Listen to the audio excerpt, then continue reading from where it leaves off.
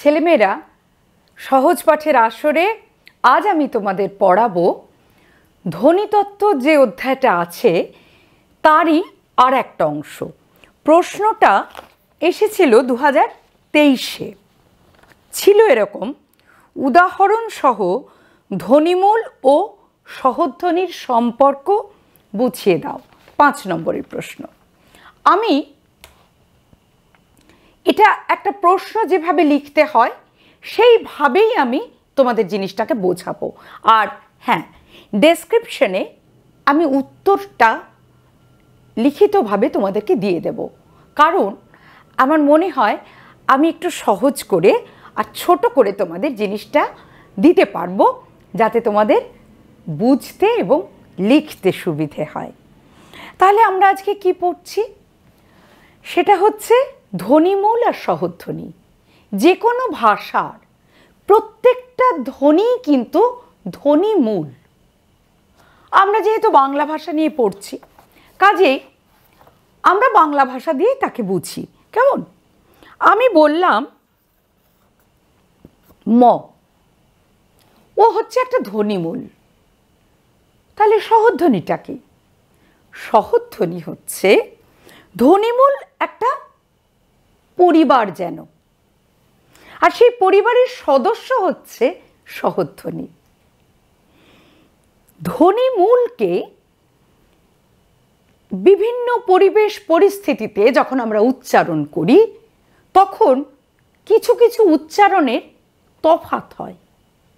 সেই যে পার্থক্যটা, সেটাই হচ্ছে সহধ্বনি। অর্থাৎ জিনিসটা একই, ম, কিন্তু তার উচ্চারণের যে তফাৎটা, সেই তফাৎটাকে আমরা সহধ্বনি বলছি। এইবার এটা লেখার একটা বিশেষ ভঙ্গি আছে, সেটাকে আগে একটু দেখে নিই, তারপরে আবার এগোচ্ছি। সেটা হচ্ছে যখন আমরা ধ্বনিমূল বোঝাই তখন তাকে আমরা দুটো বাঁকা দাগের মধ্যে রাখি, আর যখন আমরা সহধ্বনি বোঝাই তখন আমরা তাকে তৃতীয় বন্ধনীর বা থার্ড ব্র্যাকেটের মধ্যে রাখি। কেমন? এই ধ্বনিমূল হচ্ছে একটা ধারণা বা কনসেপ্ট, আর সহধ্বনি হচ্ছে তার বাস্তব প্রয়োগ বা বাস্তব রূপায়ণ। বাস্তবে আমরা যেটা বলি সেইটা। এইবার আমরা যে কোনো জিনিসই বুঝতে গেলে উদাহরণ না দিলে বুঝতে পারি না। আর হ্যাঁ, একটা কথা মনে রাখতেই হবে। সেটা কি বলো তো? সেটা হচ্ছে তোমরা ছোটোবেলায় যেমন ব্যাকরণের ক্ষেত্রে দেখেছো যে উদাহরণ না দিলে পুরো নম্বর পাওয়া যায় না।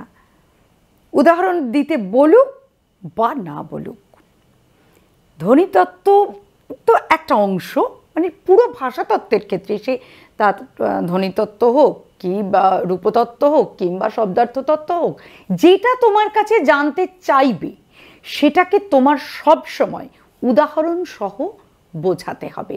যদি সেটা তুমি না করো তাহলে কিন্তু নম্বরটা পুরো হবে না। কেমন? আচ্ছা, এইবার আমরা আগে একটু উদাহরণটা দিয়ে নিই। আমাকে তো একটু ছোট করে লিখতে হবে, না হলে অসুবিধা। আর একটা কথা, আমি যখন উদাহরণ দেব আমার সঙ্গে কিন্তু নিজেদেরও উচ্চারণ করতে হবে, তাহলেই বুঝতে পারবে তফাৎটা কি। আচ্ছা, আমি প্রথমে যে উদাহরণটা দেব সেটা হচ্ছে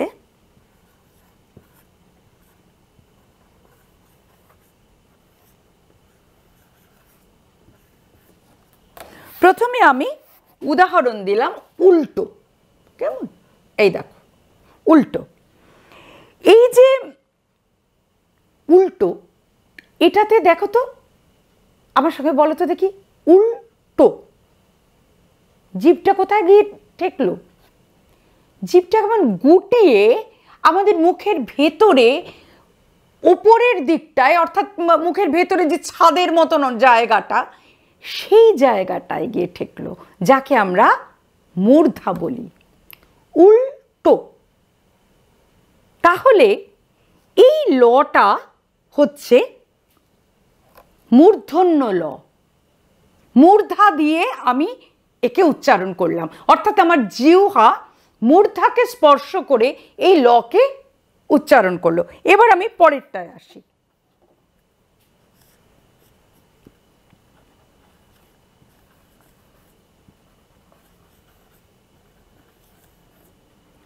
পরেরটা হলো আলতা। দেখো, আবার বলো আমার সঙ্গে, আলতা। জিভটা কোথায় লাগলো? মূর্ধায় লাগলো কি না, জিভটা এসে সরাসরি দাঁতকে টাচ করলো, দাঁতকে স্পর্শ করলো। তাহলে এটা হলো দন্ত ল, দাঁতের সাহায্যে যে লকে আমি উচ্চারণ করলাম। তাহলে ল তো একটাই, ধ্বনিমূল, কিন্তু তাকে আমি বিভিন্ন মুখের বিভিন্ন স্থান দিয়ে উচ্চারণ করছি। জিহ্বা মুখের বিভিন্ন স্থানকে স্পর্শ করে একই ল ধ্বনিকে উচ্চারণ করছে। এবার সবশেষ উদাহরণ যেটা দেব, দেখো,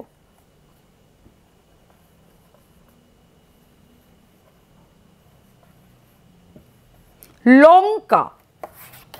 উচ্চারণ করো, লঙ্কা। কোথায় ঠেকলো এসে? জিহ্বা লঙ্কার ক্ষেত্রে ঠেকলো এসে দাঁতের পেছনে যে মাড়ির অংশটা, সেইখানে স্পর্শ করলো, লঙ্কা। তাহলে এই যে লটা, এই লটা হলো দন্তমূলীয়। তাহলে সব জায়গায় তো ল আছে, উল্টোতেও ল আছে, আলতাতেও আছে, লঙ্কাতেও আছে। কিন্তু আমরা যখন বলি তাড়াতাড়ি করে, ওই যে আগের দিন বলছিলাম না তোমাদের, প্রথম যেদিন আমি ধ্বনি পড়ালাম সেদিন ধ্বনি তত্ত্বটা পড়াতে গিয়ে, যে এটা তো একটা ধ্বনি প্রবাহ, আমরা তো কেটে কেটে আলাদা আলাদা করে উচ্চারণ করি না। তাই যখন তাড়াতাড়ি উচ্চারণ করি তখন কিন্তু আমরা তার আলাদা আলাদা উচ্চারণ ভঙ্গি বা কোন জায়গাটাকে স্পর্শ করে যে উচ্চারণ করছি সেটা ভালো করে লক্ষ্য করি না। কিন্তু যদি লক্ষ্য করি তাহলে আমরা কিন্তু এইগুলো দেখব। তাহলে আর একবার দেখি, উল্টো, জিভটা পেছন দিকে গুটিয়ে গেছে, গিয়ে মূর্ধাকে স্পর্শ করেছে, তাহলে এটা মূর্ধন্য ল। আচ্ছা ঠিক আছে, চলো চেষ্টা করে দেখা যাক এই উল্টোকে আমরা অন্যভাবে উচ্চারণ করতে পারি কিনা। দেখি তো, দাঁতের সঙ্গে জিভকে ঠেকিয়ে উল্টো বলতে পারি কিনা। চলো আমার সঙ্গে তোমরাও চেষ্টা করো। উল, উল্টো, উল্টো। না, উল্টো বলতে পারছি না আমি। দেখতে পাচ্ছ উচ্চারণটা কেমন পাল্টে যাচ্ছে? বা আমি যদি মূর্ধায় স্পর্শ করে বলতে যাই, উল্টো, ঠিক সঠিক উল্টো উচ্চারণটা হচ্ছে না, কেমন যেন উল্টে পাল্টে যাচ্ছে, এলোমেলো হয়ে যাচ্ছে। চলো এবার আলতাকে নিয়ে এই একই পরীক্ষাটা করি। আমরা দেখেছি আলতা কিভাবে উচ্চারণ করি আমরা, আলতা। কেমন? অর্থাৎ আলতা হচ্ছে দন্তকে স্পর্শ করে দন্ত ল। এবার জিভটাকে যদি গুটিয়ে মূর্ধায় লাগিয়ে আলতাকে উচ্চারণ করতে পারি কিনা দেখি। আলটা, আলটা, আলতা আসছে না, আলটা হয়ে যাচ্ছে, তাহলে হলো না। আবার দাঁতের পেছনে যদি লাগিয়ে উচ্চারণ করতে যাই তাহলে আমি সঠিকভাবে করছি, আলতা, অলতা, অলতা। কখন? যখন আমি দন্তমূল অর্থাৎ দাঁতের পেছনের মাড়িটায় লাগিয়ে বলছি। যখন দাঁতের ঠিক পিছনে মানে স্পর্শ করাচ্ছি জিহ্বাকে, তখন আলতা ঠিক উচ্চারণ করতে পারছি। মূর্ধায় স্পর্শ করালে পারছি না করতে।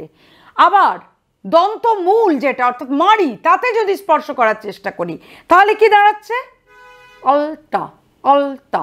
এই যে ল, ল হয়ে যাচ্ছে, তখন কিন্তু ল এটা থাকছে না। এবার লঙ্কা, লঙ্কাকে নিয়ে সেম চেষ্টাটা যদি আমরা করি, লঙ্কা, লঙ্কা, এভাবে আমরা বলি না, এভাবে আমরা লঙ্কার লটা বলি না। কেমন? লঙ্কার লটা যখন আমরা বলবো তখন দন্তমূলের সাহায্য করব। আবার যদি লঙ্কা, লঙ্কা, আমি দাঁতের পেছনে লাগাচ্ছি জিভটাকে, দেখো লঙ্কা, লঙ্কা হচ্ছে না। তাহলে প্রত্যেকটা লয়ের উচ্চারণ স্থান আলাদা।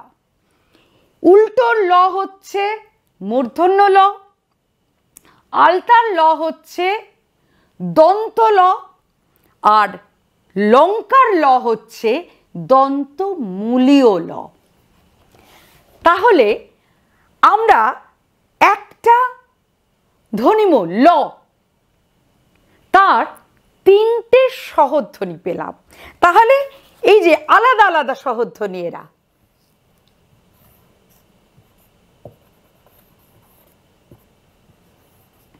ল,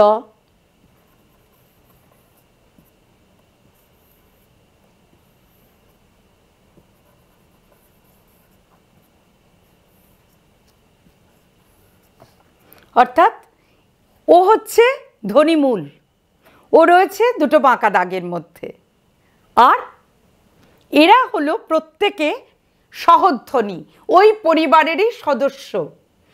একটু উচ্চারণের তফাৎ আছে, এবং আমি তোমাদের একদম বলিয়ে বলিয়ে দেখিয়ে দিলাম যে কিভাবে আমরা উচ্চারণ স্থানটা আলাদা করছি। অজান্তেই করছি, কিন্তু কিন্তু করছি উচ্চারণ স্থান আলাদা। আমরা যদি সচেতনভাবে একই উচ্চারণ স্থান দিয়ে উচ্চারণটা করতে যাই, আমরা দেখছি সঠিক উচ্চারণটা করতে পারছি না। আমরা যেভাবে বলে থাকি ঠিক সেরকম হচ্ছে না, একটু কেমন যেন এলোমেলো ওলট পালট হয়ে যাচ্ছে। আচ্ছা, তাহলে আমাদের উদাহরণ দিয়ে বোঝানোটা হয়ে গেল। এইবার যেটা আমি তোমাদেরকে বলবো, আর বেশি কিছু বাকি নেই। এই প্রশ্নের উত্তরটা না খুব বেশি বড় হয় না, ছোটই হয়, খুব কঠিনও নয়, সহজ। এবার যেটা বলার সেটা হচ্ছে যে আমি তো প্রথমেই তোমাদেরকে বলে দিয়েছি যে ধ্বনিমূল হচ্ছে একটা ধারণা, আর সহধ্বনি হচ্ছে তার বাস্তব অনুভূতি বা বাস্তব প্রয়োগ, যেটা সেটা। আর ধ্বনিমূল অর্থের পার্থক্য করতে পারে, সহধ্বনি অর্থের পার্থক্য করতে পারে না।